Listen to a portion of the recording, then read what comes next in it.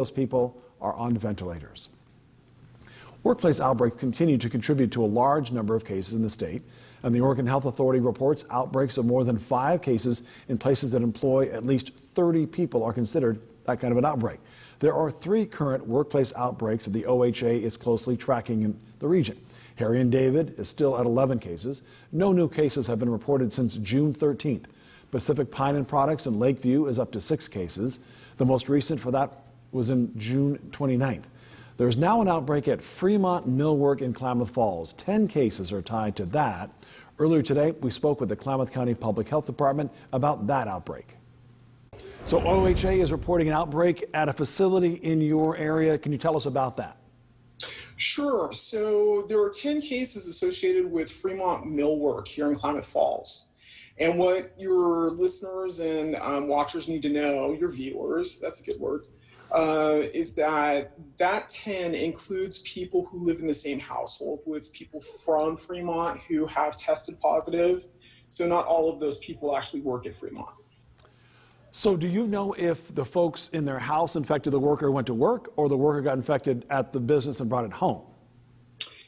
Actually, it's my understanding that the individual who ended up being the spreader, so to speak, caught COVID from another individual that they weren't necessarily related to, brought it home, and also brought it to Fremont.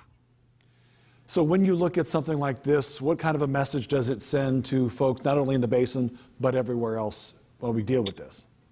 You know, when we saw the big numbers coming out of Lincoln County, when Pacific Source had their big outbreak, I think a lot of people were very, very concerned about interacting with that business, or where had those people gone after work hours. And I just want to reassure people that during this period of time, we do our contact tracing in a way that we talk to people, find out where they've been, find out who they've been in contact with. And we still have a few people who are under monitoring for this outbreak, but at this point they have not been symptomatic. So we're looking out for you in the background, and you don't really have to worry when there is a large outbreak, because there are things in place that prevent it from getting out of hand. Now, one of the things you need, I would imagine, to do that is to have the cooperation of people who are either involved or maybe contact traced. Have you been getting the cooperation you need to make that successful?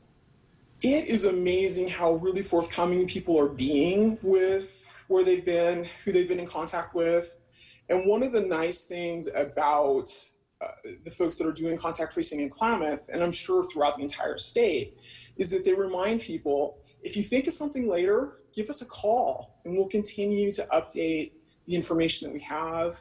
And if you're comfortable telling people that you might have engaged with them at a time that they were symptomatic and could be shedding the virus, then share that with them. So I think that both the ability to talk to people that they've been with and also interact with us in a way that allows the community to know you're being backstopped in a lot of ways to make sure that COVID's not at your doorstep.